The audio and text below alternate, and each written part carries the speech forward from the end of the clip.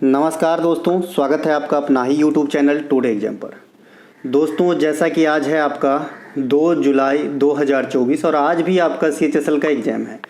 CHSL के exam में GK GS के सेक्शन से जो भी प्रश्न पूछे गए हैं सभी 100% ऑथेंटिक प्रश्न तो मैं दूंगा ही, साथ ही आपको इम्पोर्टेंट एक्स्ट्रा फैक्ट दूंगा जो आने वाले किसी भी एग्जाम में, और ये सिंगल एग्जाम जो चल रहे हैं उसमें तो आना ही आना है, तो कंप्यूटर स्क्रीन के अंदर आपको दिखता है, इसी पे काम करता हूँ। चलिए शुरू करते हैं आज का ये वीडियो। देखिए, जो अधिकांश प्रश्न है ये अपने ई बुक से आ रहा है। अब तो मैं कहना छोड़ दिया हूँ क्योंकि अब बच्चे ही खुद इतने ज़्यादा समझ गए हैं कि अब कहने की ज़रूरत ही नहीं है ना। मैं खुशी की खबर और देने वाला हूँ, 2-3 बच्चे और ऐसा डिटेक्ट हुआ जो कोई ईडी में है, कोई कहीं है। मैं स्क्रीनशॉट करके रख लिया हूँ, मैं बाद में आप लोगों को दिखाऊंगा। तो बहुत सारे हैं। अपना टारगेट है 1000 सफलता पहले, उसके बाद जो होगा देखा जाएगा। अब तक 127 डिटेक्ट हो चुके हैं। इन चाहो तो सबकी मैं प्रूफ दे सकता हूँ, है ना।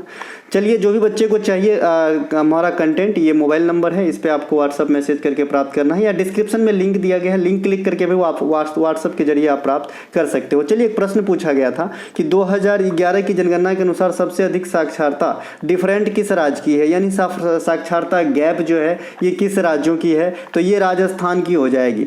देखिए, 2011 में सबसे पहले अपने पूरे इंडिया स्तर पर साक्षरता को समझते हैं, पहले से समझते आए हैं, तो ये 82.14 है मेल का, और फीमेल की बात करेंगे तो 65.46 है। अगर हम इसमें गैप निकालेंगे तो आप इसे घटा देंगे तो आपका जो है साक्षरता डिफरेंस निकल जाएगा टोटल इंडिया का। टोटल साक्षरता कितना है इंडिया में? 74.04% है। ठीक है मेरे भाई।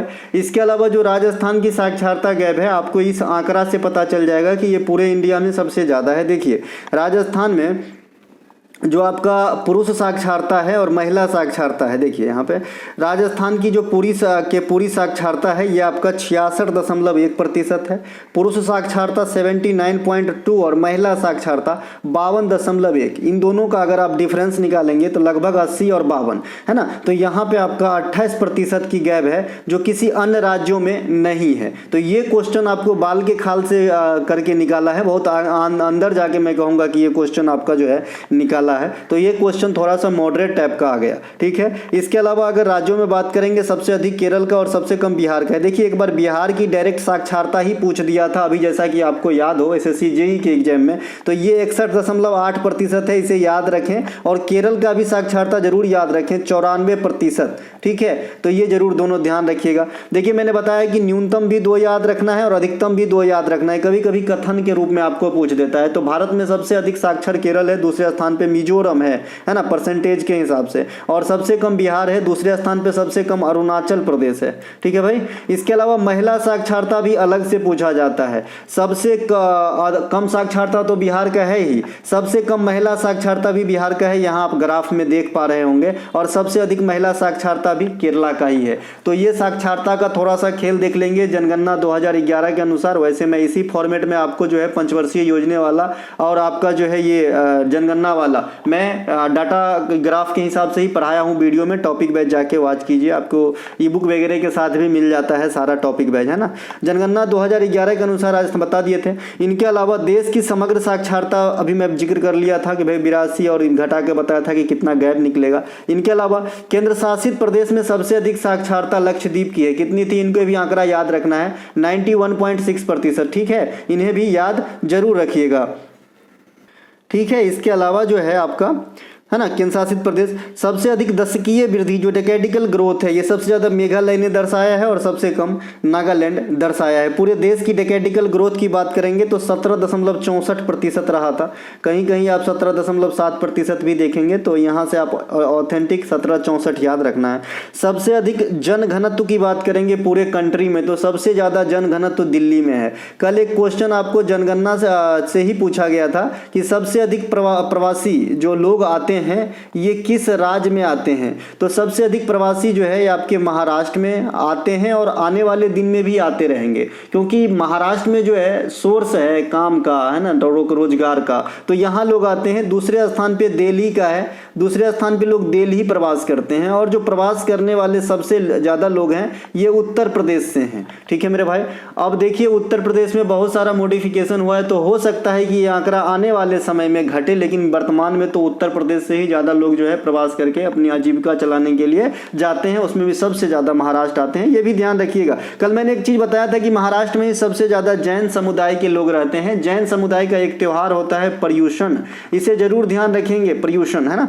इसके अलावा आकाशगंगा में धूल के बादल को क्या कहते हैं? निहारिका कहते हैं, निहारिका, ना निहारिका कहते हैं। सौर ज्वाला सूर्य के बाहरी सतह से जो लपट उठती है, लपट मतलब आग की लपट, भी आप लोग गांव में अलाव तापते हैं तो लपट निकलता है ना, जब सूखा लकड़ी डालते हो तो इसे जो है सौर ज्वाला कहते हैं। क्योंकि सूर्य को तो हम सीधे सीधे सूर्य बोल देते हैं, लेकिन अगर उसके पार्ट से क्वेश्चन आएंगे तो बच्चे फंस जाएंगे, ठीक है भाई। सूर्य के अंदर जो सतह प्रकाशमान नहीं होता है, जो सतह प्रकाशमान नहीं होता है, क्योंकि सूर्य में भी पूरे के पूरे सतह प्रकाशमान नहीं है, ठीक है। तो जो सतह प्रकाशमान नहीं होते हैं उसे वर्ण मंडल कहते हैं, और इसका कलर जो है साधारणतः लाल होता है। कैसा होता है भाई? लाल होता है ना।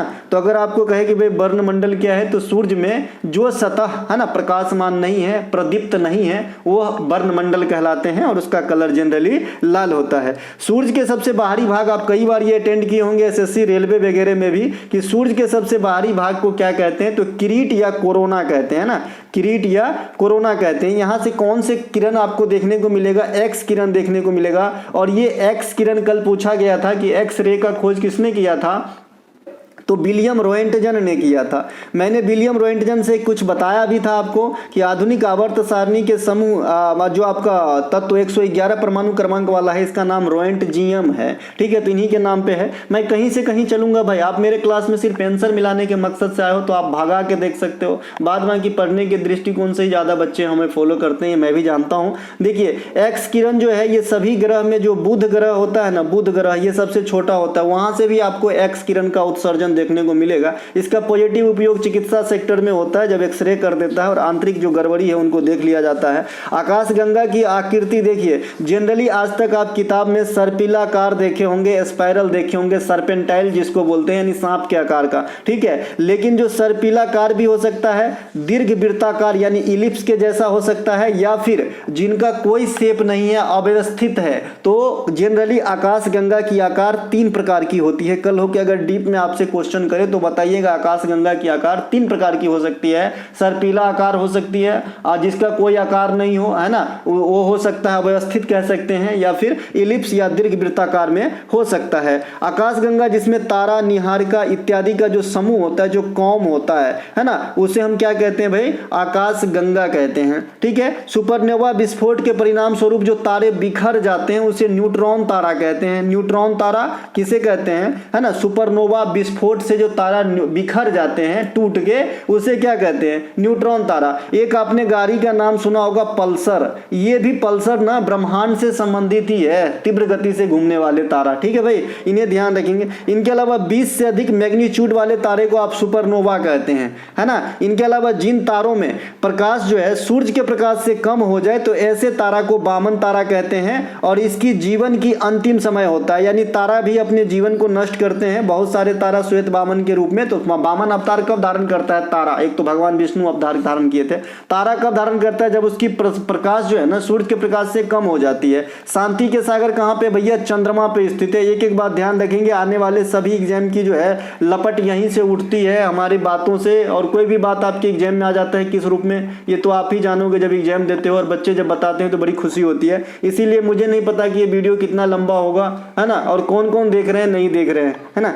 देखिए अपसोर की घटना आपसे पूछा जाता है, ये प्रतिवर्ष 4 जुलाई को होती है। अपसोर क्या होती है? अपसोर क्या होती है? तो अपसोर जो है, जब आपका ये सूर्य महाराज है और ये पृथ्वी है हमारा, है ना, ये पृथ्वी है, तो इनके तुलना में मान लीजिए 5 मीटर दूर पे ये जनरली रहते हैं। जिस दिन अपसोर होगा उस दिन क्या होगा कि ये सूर्य महाराज जो है ना, ये 5.0001 मीटर, यानी बहुत कम अंतर पड़ता है, लेकिन दूर रहता है, ठीक है मेरे भाई। इसके अलावा इसी प्रकार से उपसौर जो है ये क्या होता है कि कम दूरी पर होता है। हो सकता है ये जो उपसौर हो, जो 5 मीटर पे रहते थे, अब ये 4.99999 इस प्रकार से है, मतलब कुछ घट गया, कम दूरी पे हो गए, तो इसे उपसौर कहते हैं, ठीक है। और जो ज्यादा दूरी पे होता है अपसौर कहते हैं। दोनों का फिक्स है अपसौर, अप माने ऊपर तो 4 जुलाई अधिक वाला महीना और 3 जनवरी को उपसौर। जब दिन और रात की अवधि समान हो जाते हैं तो इसे इक्विनॉक्स कहते हैं या विषुव कहते हैं। इक्विनॉक्स आपके एग्जाम में पूछा भी जाता है ना, इक्विनॉक्स, है ना। इनके अलावा ऋतु कितने प्रकार की होती है, एग्जाम में पूछे जाने का मतलब जीके के अलावा इंग्लिश सेक्शन में भी पूछा जाता है, वन वर्ड सब्स्टिट्यूशन में। भाई मैं ऐसा कोई बात ही नहीं करता जो एग्जाम में ना पूछा जाता हो। ऋतु कितने प्रकार की होती है, 5 प्रकार की। ये सभी दिन पढ़ते हैं आप, कितने प्रकार की होती है, 5 प्रकार की। ये कौन कौन से होते हैं 5 प्रकार की?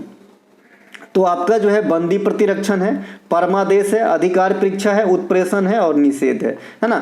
जो हम लोगों के लिए हित का है ना, ये बंदी प्रतिरक्षण है। अगर आपके साथ गलत कार्रवाई हुआ है, अगर मैं गिरफ्तार हो गया हूँ, है ना, तो मुझे जो है 24 घंटे के अंदर जो है किसी न किसी मजिस्ट्रेट के पास या जज के पास पेश करना होता है। ये सब यहीं से आता है, सशरीर प्रस्तुत करो, है ना। इसके अलावा भारत में सर्वोच्च न्यायालय के संविधान के अनुच्छेद 32 और आपका हाई कोर्ट के अनुच्छेद 226 इसके तहत रीट जारी करते हैं, सर्वोच्च न्यायालय 32 के और हाई कोर्ट जो है 226 के। अब बंदी प्रतिरक्षण का अंग्रेजी पूछ देता है हैवियस कार्पस, परमादेश का मेंडामस, प्रतिषेध का प्रोहिबिशन, ये तो सीधे सीधे है, उत्प्रेषण क्रिएटर और अधिकार परीक्षा को वारंटो, ठीक है। इस प्रकार से इसे अंग्रेजी ध्यान रखेंगे। कभी कभी ये हिंदी लिखवे नहीं करता है क्योंकि बच्चा अर्थे लगा लेता है, तो कंफ्यूज होने के लिए डायरेक्ट यही देगा और आपको अंग्रेजियों में यही लिखा रहेगा और हिंदियों में यही लिखा रहेगा, ठीक है। तो आपको थोड़ा सा जो है अपने हिंदी के अलावा जो कोष्ठ में लिखा गया है जैसे अधिकार परीक्षा को वारंटो, है ना, इस प्रकार से ध्यान रखना है। गुलाब चंद कटारिया के बारे में पूछा है, किस राज्य के राज्यपाल हैं? अब राज्यपाल मुख्यमंत्री से क्वेश्चन आने लगे हैं, तो ये असम के हैं। यहाँ पे आप राज्यपाल की सूची देख सकते हैं, इंडिया के विभिन्न राज्यों के राज्यपाल। जैसे आंध्र प्रदेश का आप देखेंगे तो आपका, है ना, क्या हो जाएगा, एस अब्दुल नजीर साहब। अब्दुल नजीर साहब को आप और भी चीज़ों के लिए जानते हैं, जो 5 जजों का पीठ नियुक्त किया गया था हम फैसला देने के लिए। अरुणाचल प्रदेश के कैबल्य त्रिविक्रम परनाइक है। असम के गुलाब चंद कटारिया जो एग्जाम में आ गए। बिहार के राजेंद्र अरलेकर साहब हैं और नीतीश कुमार साहब 9वीं बार शपथ ग्रहण किए थे। छत्तीसगढ़ विष्णुदेव साय मुख्यमंत्री नए बने हैं। विश्व भूषण हरिश्चंद्रन जो पहले आंध्र प्रदेश में आपका राज्यपाल था वो छत्तीसगढ़ में है, और छत्तीसगढ़ के जो राज्यपाल अनसुईया यूके था वो नॉर्थ ईस्ट में चली गई, है ना। गोवा के प्रमोद सावंत साहब हैं और राज्यपाल श्रीधरन पिल्लई साहब हैं। गुजरात के भूपेंद्र पटेल हैं। आचार्य देवव्रत जो है आपका क्या है, राज्यपाल हैं। यहाँ बड़ा सीएम है, ये वाला राज्यपाल है, ठीक है मेरे भाई। इनके अलावा जो झारखंड के हैं ना, थोड़ा सा यहाँ पे चेंज कर लेंगे, ये हेमंत सोरेन नहीं होगा, चंपई सोरेन झारखंड का जो है मुख्यमंत्री बन गए क्योंकि ये गिरफ्तार हो गए थे। और सीपी राधाकृष्णन साहब जो है वहाँ के राज्यपाल हैं। इनके अलावा मोहन यादव जो है मध्य प्रदेश के मुख्यमंत्री, मंगू भाई छगन भाई पटेल जो है आपका राज्यपाल है मध्य प्रदेश के। केंद्र शासित प्रदेश में आपसे पूछा जाता है कि जो शासन व्यवस्था है किसके माध्यम से चलाई जाती है, तो देखिए डायरेक्टली जो है आपके प्रशासक और उपराज्यपाल। अब ये प्रशासक और उपराज्यपाल लगभग एक ही पोस्ट है, लेकिन डिपेंड करता है कि कौन सा यूटी है। अलग अलग यूटी में अलग अलग नाम से हम प्रशासक को जानते हैं, कहीं तो हम उपराज्यपाल कहते हैं, कहीं हम प्रशासक कहते हैं, है ना। तो ये इसके माध्यम से चलाए जाते हैं। साथ ही साथ जहां पे मुख्यमंत्री है, यूटी के अंदर भी मुख्यमंत्री है ना। कौन कौन से यूटी के अंदर है, तो दिल्ली और पुदुचेरी के अंदर है, तो यहाँ पे मुख्यमंत्री के माध्यम से चलता है भाई, है ना। जैसे कि दिल्ली और पुदुचेरी के पास मुख्यमंत्री है, तो एक बात और समझ में आना चाहिए कि वहाँ पे निम्न सदन भी होंगे, यानी विधानसभा होंगे, है ना। तो विधानसभा भी है यहाँ पे। और जो राष्ट्रपति प्रेसिडेंट का इलेक्शन होता है, तो वहाँ पे आपको तो पता ही है ना कि राज्य या केंद्र शासित प्रदेश के विधानसभा के निर्वाचित सदस्य भी भाग लेते हैं। तो यहीं से एक क्वेश्चन निकल के आता है कि प्रेसिडेंट के चुनाव में कौन से यूटी के, है ना, सदस्य भाग ले सकते हैं, तो आप कहते हो दिल्ली और पुदुचेरी। तो आपको दिमाग दौड़ाना होगा। इसके अलावा राज्यों में राज्यपाल जो है ये कार्यपालिका का प्रधान होता है। ओलंपिक में टेबल टेनिस को कब शामिल किया गया? देखिए एक बच्चा टेनिस बोल रहे हैं, टेनिस बोलेगा ना तो फिर बहुत ज़्यादा उलझने हो जाएंगी, क्योंकि टेनिस उन खेल में शामिल है जो शुरुआती इवेंट में शामिल रहा, बाद में कुछ दिन चला, फिर ब्रेक हो गया और फिर बाद में ऐड हुआ। तो हो सकता है कि पूछे कि ओलंपिक में बाद में टेनिस आधुनिक फॉर्म में कब आया, है ना। लेकिन टेबल टेनिस पूछा होगा जैसा मुझे लग रहा है, अगर टेबल टेनिस पूछा होगा तो 1998 आंसर होता है। देखिए टेनिस जो है ना उसे लॉन टेनिस आप बोलते हो, साधारण वाले टेनिस को, और ये जो आरंभिक ओलंपिक थे 1896 उसका भी हिस्सा रहा था। हालांकि बाद में विवाद जो है थोड़ा सा बात अलग हो गया और फिर इसे 1924 में है ना बंद कर दिया गया, ठीक है मेरे भाई, और फिर बाद में ऐड किया गया। तो आप लोग बताइएगा कि ये ओलंपिक था कि आपका सॉरी टेनिस था कि टेबल टेनिस था। इसके अलावा भारत को टेनिस खेल में पहला पदक किसने दिलाया, इस प्रकार के प्रश्न आपके एग्जाम में आते हैं बंधु, तो ये आपका लिएंडर पेस साहब हैं, इन्हें ध्यान रखेंगे। ये अटलांटा ओलंपिक 1996 में जो ओलंपिक हुआ था वहां पे भारत को टेनिस खेल में पहली पदक दिलाई थी। भारत ओलंपिक में एंट्री जो है 1900 के ईस्वी से करते हैं, 00 कर लीजिएगा, जो पेरिस में हुआ था, और ये सेकेंड ओलंपिक था, यहीं से भारत एंट्री करना स्टार्ट किया था। भारत को व्यक्तिगत पदक 1952 में केडी जाधव के द्वारा हेलेंसिकी ओलंपिक में कुश्ती खेल में ब्रॉन्ज मेडल प्राप्त हुआ था। इनके अलावा 2028 में जो ओलंपिक होंगे वहां पे आपको कौन कौन से खेल पहली बार नजर आएंगे, बेसबॉल आएंगे, बेसबॉल, सॉफ्टबॉल, फ्लैग फुटबॉल, है ना। इसके अलावा स्क्वैश, लैक्रोस और आपका जो है इसमें क्रिकेट भी आएगा। यानी 5 खेल जो है आपको लॉस एंजलिस ओलंपिक 2028 में नजर आने वाले हैं। विराट कोहली तो शायद न रहे तब तक, मुझे जैसा लग रहा है, क्योंकि अभी T20 प्रारूप से संन्यास की घोषणा कर चुके हैं उन्होंने। भारत को पहला व्यक्तिगत गोल्ड 2008 में अभिनव बिंद्रा के द्वारा बीजिंग ओलंपिक निशानेबाजी खेल में प्राप्त हुआ है। भाई न रहने का मतलब दुनिया में रहे भाई, मेरी उम्र लेके जिए भाई को मैं बहुत चाहता हूं। इनके अलावा भारत को पहले रजत 2004 में मेजर राजवर्धन सिंह राठौड़ के द्वारा निशानेबाजी में एथेंस ओलंपिक में प्राप्त हुआ था। भारत के तरफ से प्रथम महिला जिन्होंने ओलंपिक मेडल जीती 2000 ईस्वी में कर्नो मिलश्री, वेट लिफ्टिंग यानी भारोत्तोलन में ब्रॉन्ज मेडल। लगातार 2 ओलंपिक में पदक जीतने वाली महिला PV सिंधु थी। ओलंपिक में अपना पहला गोल्ड जो है भारत 1928 में एम्स्टर्डम ओलंपिक में हॉकी खेल के अंदर जयपाल सिंह मुंडा की कप्तानी में जीते। आखिरी गोल्ड 2020 में नीरज चोपड़ा के द्वारा भाला फेंक में 87.58 मीटर भाला फेंके थे। ये क्वेश्चन आपके CPO ने पूछा था। इनके अलावा हॉकी खेल में आखिरी गोल्ड 1980 में आया था हॉकी खेल के अंदर। निम्नलिखित में से कौन सा एक द्वितीय पंचवर्षीय योजना की विशेषता नहीं है, ऐसा कुछ क्वेश्चन आया है। देखिए कोई बच्चे बता रहे हैं कि PC महान लोबिस के मॉडल पे कौन सा पंचवर्षीय योजना था, तो फिर तो ये लल्लू बात हो गई, है ना। PC महान लोबिस हो, हेराल्ड डोमर हो, चक्रवर्ती मॉडल हो, या फिर गाडगिल फार्मूला हो, ये सब मैं बता दिया हूँ, ठीक है। तो फिर लल्लू पूछा है या फिर थोड़ा गहराई में जाके पूछा है, कहीं से पूछेगा कोई दिक्कत नहीं है। देखिए ये पंचवर्षीय योजना मैं इस फॉर्मेट में आपको पढ़ाया हूँ, जैसा कि आप देखे ही होंगे, इसी फॉर्मेट में PDF और जो टॉपिक वाइज आपको ई-बुक के साथ मिलता है ये तो लिखा ही हुआ है, बाद में नीचे इसका थ्योरी और विश्लेषण भी लिखा हुआ है, ठीक है मेरे भाई। देखिए PC महान लोबिस के मॉडल पे था सेकंड वाला, 56 से 61 अवधि रखा गया था। समाजवादी समाज की स्थापना करना इसके मोटो थे। लक्ष्य 4.5% प्राप्ति हुए थे, 4.1। भारी उद्योग को बढ़ावा दिया गया था, इसमें आपका है ना दुर्गापुर, राउरकेला और भिलाई में 3 जो है फैक्ट्रियां लगाए गए थे। दुर्गापुर ब्रिटेन के सहयोग से, राउरकेला में जो है ये जर्मनी के सहयोग से, और आपका जो है भिलाई में ये रसिया के सहयोग से फैक्ट्रियां लगाई गई थी। इसके अलावा द्वितीय पंचवर्षीय योजना से और क्या ही पूछा जा सकता है, लक्ष्य पूछा जा सकता है। अगर डीप में पूछेगा तो हो सकता है कि पूछे कि प्राइम मिनिस्टर कौन थे, तो आपका जो है नेहरू साहब थे। तृतीय पंचवर्षीय योजना में आप गाडगिल फार्मूला यूज करेंगे, चक्रवर्ती मॉडल भी बोलेंगे। तृतीय पंचवर्षीय योजना में जो प्रथम दोनों का पे भी बल दिया गया वो तीनों में मिला जुला पे दिया गया, यानी भारी उद्योग के साथ कृषि पर भी बल दिया गया। तृतीय का जो अवधि है वो आपका जो है 66 तक चला था, 61 to 66, है ना। और 1966 से 1969 तक जो है योजना अवकाश चला 3 साल। तो ये कुछ एक बातें। पहला हेराल्ड डोमार के मॉडल पे।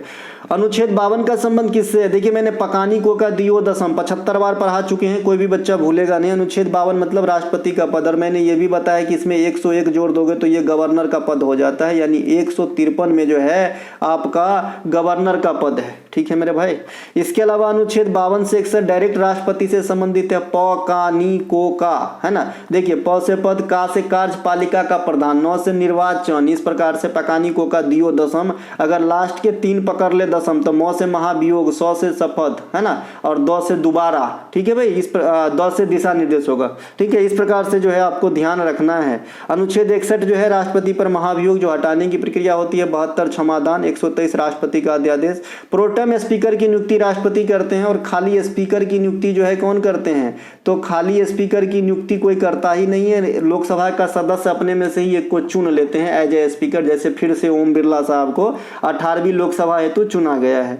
राष्ट्रपति आर्टिकल 76 का प्रयोग कर महान्यायवादी की नियुक्ति करते हैं। 280 आर्टिकल के अनुसार वित्त आयोग का गठन राष्ट्रपति करते हैं। 16वां वित्त आयोग का गठन हो गया है। कौन है अध्यक्ष? आप लोग कमेंट कीजिएगा, मैं देखना चाहता हूं कि कौन कौन बच्चा यहां तक पहुंचता है और मेरे लेक्चर को बर्दाश्त करता है। ठीक है, आर्टिकल 85 के अनुसार लोकसभा को समय से पूर्व भी भंग कर देते हैं कौन? राष्ट्रपति साहब। सोमलीला बांध किस नदी पे है? पूछा गया है, पेन्ना नदी पे है। टिहरी बांध परियोजना भागीरथी नदी पे है। एक बात तो ये है, लेकिन अगर एक ऑप्शन ऐसा हो कि भागीरथी और भिलांगना नदी के संगम पे, तो ओरिजिनल ऑप्शन ये हो जाएगा, क्योंकि एसएससी ने पास्ट में इसको आंसर माना है। ठीक है, यह उत्तराखंड राज्य में है और इंडिया की सबसे ऊंची बांध परियोजना डैम है। इनके अलावा तिलैया बांध परियोजना, ये किस नदी पे है? बराकर नदी पे है। और ये बराकर नदी किसकी सहायक नदी है? दामोदर की सहायक नदी है। देखिए, एगो मैंने बताया है बराक नदी, बराक नदी जो सहायक नदी है ना, ये ब्रह्मपुत्रा की सहायक नदी है। और बराकर नदी जो सहायक नदी है ना, वो दामोदर की सहायक नदी है। ठीक है, पंचेत परियोजना दामोदर नदी पर है।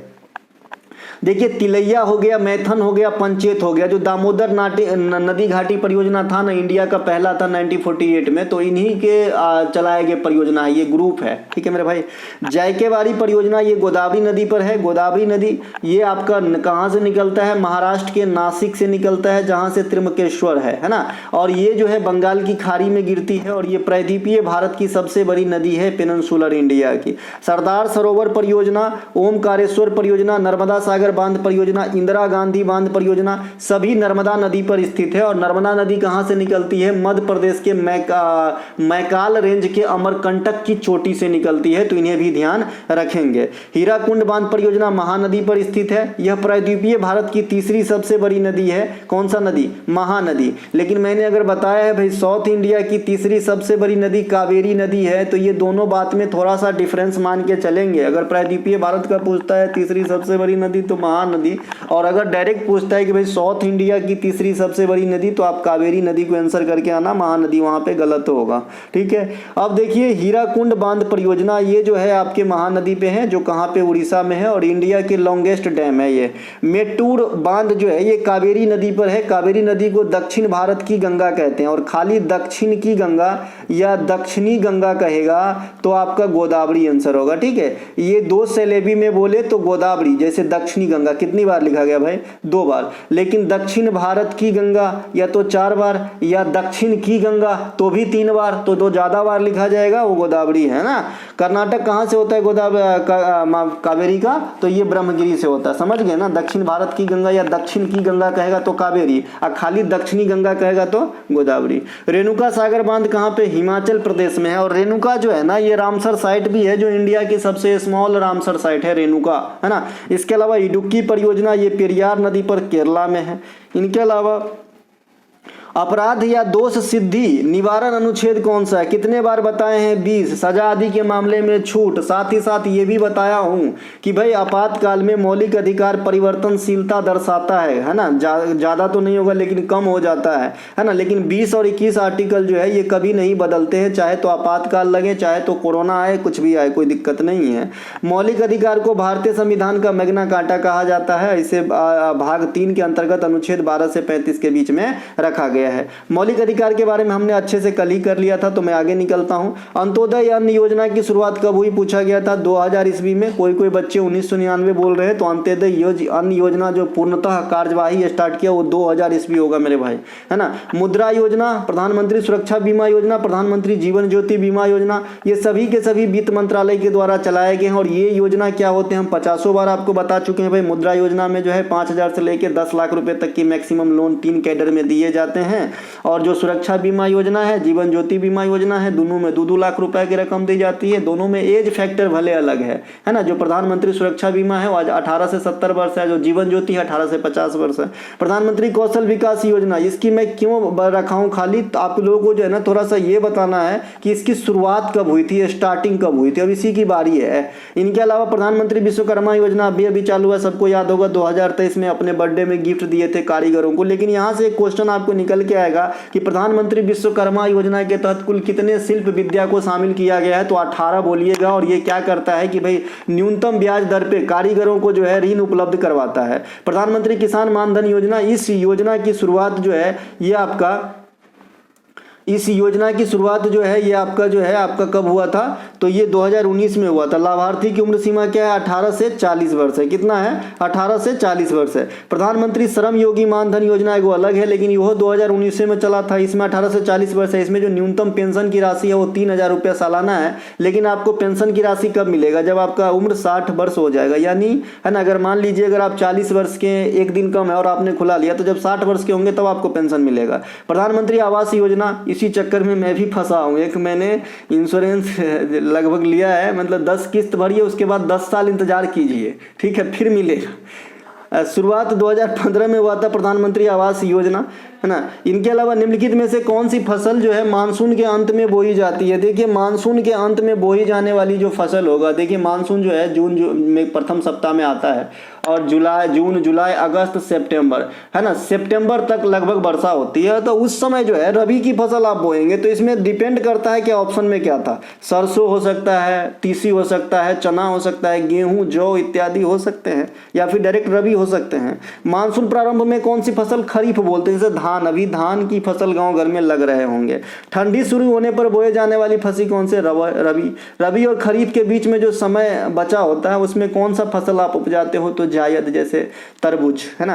निम्नलिखित में से कौन सा त्योहार पारसी धर्म से संबंधित है, नवरोज था या फिर पतेती था, ऑप्शन में बताइएगा, है ना, क्योंकि ये भी क्वेश्चन पूरा नहीं है। नवरोज या पतेती, इन दोनों में से कोई पूछा गया होगा कि निम्न में से पारसी त्योहार कौन सा है। अगर नवरोज है तो नवरोज होगा, पतेती है तो पतेती होगा। देखिए नवरोज की स्टार्ट जो है दिल्ली सल्तनत में बलबन शासक ने किए थे, जो गुलाम वंश के शासक हुए और अच्छा शासक हुए, जिन्होंने लौह एवं रक्त की नीति भी दिया था। लौह एवं रक्त की नीति जो है कौन दिया था, तो बलबन ने दिया था। इसके अलावा जो सिजदा और पैबोस है, जो आपके सिजदा सीपीओ में पूछ के गया है, सिजदा और पैबोस, है ना, ये क्या हो जाता है पेन को, है ना, सिजदा और पैबोस, ये भी आपका जो है बलबन ने ही दिया था। तो ये बात भी ध्यान रखेंगे, पतेती भी ध्यान रखेंगे। देखिए अब ईसाई धर्म से काफी अंदर घुस के त्योहार आपसे पूछ रहा है, तो जो ईस्टर त्योहार है ईसाई धर्म में खुशी का त्योहार है। ये कब मनाया जाता है, तो जो गुड फ्राइडे होता है, गुड फ्राइडे होता है, उनके 3rd डे मनाया जाता है, ठीक है, रविवार पड़ेगा।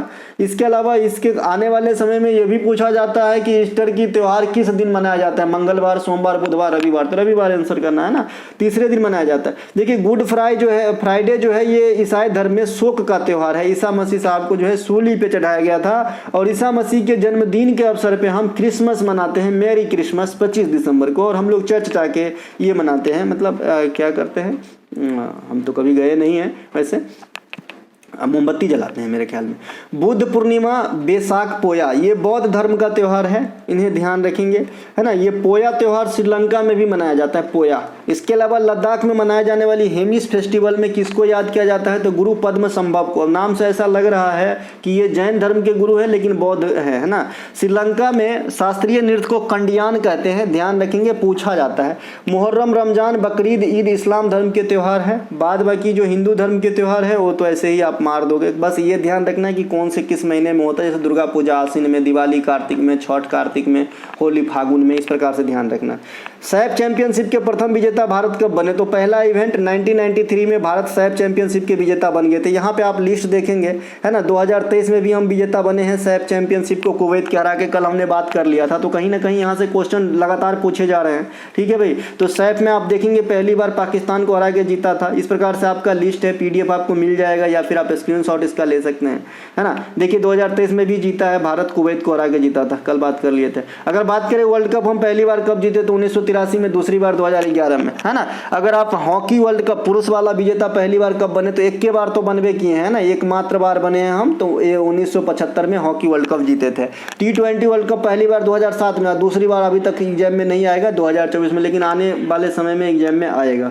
इनके अलावा विजयनगर साम्राज्य के अंतिम वंश कौन थे, एक दिन बताए हैं जी, और ग्राफिकल मोड में बताए हैं आपको इमेज के साथ। विजयनगर साम्राज्य की स्थापना 1336 में, जब MBT का शासनकाल चल रहा था सल्तनत पे, मोहम्मद बिन तुगलक का, तो उस समय हरिहर एवं बुक्का नामक साहसी भाई ने किया। और ये किस वंश के रहेंगे? संगम वंश के रहेंगे। विजयनगर साम्राज्य पे 4 वंशों ने शासन किया जो आपके सामने है। देखिए ये 4 वंश कौन कौन है? संगम है ना, फिर आपका क्या है? सलूब है, फिर क्या है? तुलुब है, फिर क्या है? अरबिदु है। तो लास्ट वंश आपका अरबिदु हो जाएगा। अब इनके थोड़ा सा शासक वगैरह को पढ़ लेंगे, आपको काम आएगा। जैसे विजयनगर ओवरऑल की स्थापना हरिहर एवं बुक का, लेकिन अगर उठा के पूछ दे भाई सालूब वंश की स्थापना तो नरसिंह सालूब, और तुलुब वंश की स्थापना तो नरसिंह तुलुब। दोनों का नाम नरसिंह है, खाली सालूब और तुलुब लगा देना है, ठीक है। अभी याद रखने में कंफ्यूजन कैसा है? 1 2 3, तो 3 में क्या होता है? टी तो जो तुलुब है ना वो 3 नंबर पे आता है, ठीक है मेरे भाई, कोई कंफ्यूजन नहीं। संगम, सुलुब, तुलुब 3 नंबर पे आएगा। सुलुब और तुलुब में तो कंफ्यूजन है ना। बाद में अरबिदु को लास्ट कीजिए और संगम से स्टार्ट कीजिए, है ना। तो आपका जो है तुलुब 3 नंबर पे आएगा। और तुलुब में सबसे फेमस जो विजयनगर में ओवरऑल सबसे फेमस राजा हुआ वो तुलुब वंश से हुआ। कौन? कृष्णदेव राय। अब कृष्णदेव राय का गुणगान करना जरूरी है, इसीलिए यहाँ पे इस साइड में आप कृष्णदेव राय की जो है उपलब्धि को देख रहे होंगे, ठीक है। इनके काल में पुर्तगाली यात्री डोमिंगो पायस आया था। हजारा मंदिर अभी सीपीओ में पूछा गया था, कृष्णदेव राय, है ना। अष्ट दिग्गज इनके दरबारी कवि को कहते थे। और राष्ट्र प्रधान बताया हूं किसके दरबारी कवि को? शिवाजी, है ना। आंध्र बोझ भी कहा जाता था। समकालीन यात्री अलबुर्ग का था, है ना। इसके अलावा इनके रचना क्या है? आमुक्त माल्याद जाम्बती कल्याणम, ये ध्यान रखेंगे। इनके अलावा कृष्णदेव राय ने एक नगर की स्थापना की, नागलपुरम कस्बा की, जो इनकी अपनी माता के नाम पे करवाया था।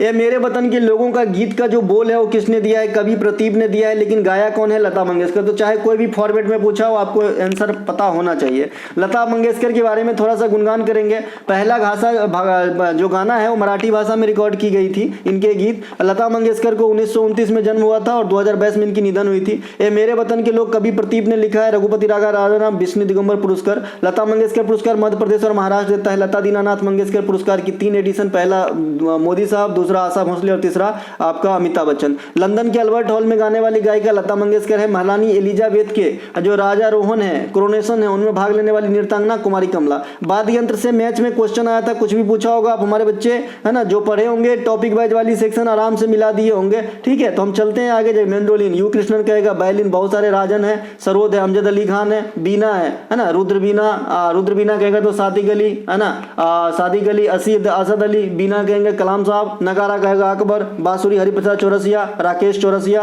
है ना। हारमोनियम ये ब्रिजभूषण काबरा जो है ये आप गिटार बजाता है, वो भी याद रखिएगा, पूछा जाता है। सनाई बिस्मिल्लाह खां, है ना, हुसैन खान। मृदंगम आपका हो जाएगा कराईकुड़ी मनी। इस प्रकार से आपको जो है ध्यान रखना है। आप मिला दिए होंगे। और मेरे ख्याल में जब भी मिलाने वाला आता है 2 छोटा आता है और 1 बड़ा आता है ना, घाटम TH विनायक, ये सब ध्यान रखेंगे। शास्त्रीय नृत्य और नर्तकी को मिलाने वाला क्वेश्चन आया था, आप भी मिला दिए होंगे, आराम से पढ़ के गए होंगे, तो है ना। तो कोई दिक्कत नहीं है जी। ये PDF आपको टेलीग्राम पे भी मिलेगी, जहाँ पे फ्री ऑफ कॉस्ट रात को 11 बजे। अगर आप हमारे पेड क्लास में है तो मिल जाएगी आपको, है ना।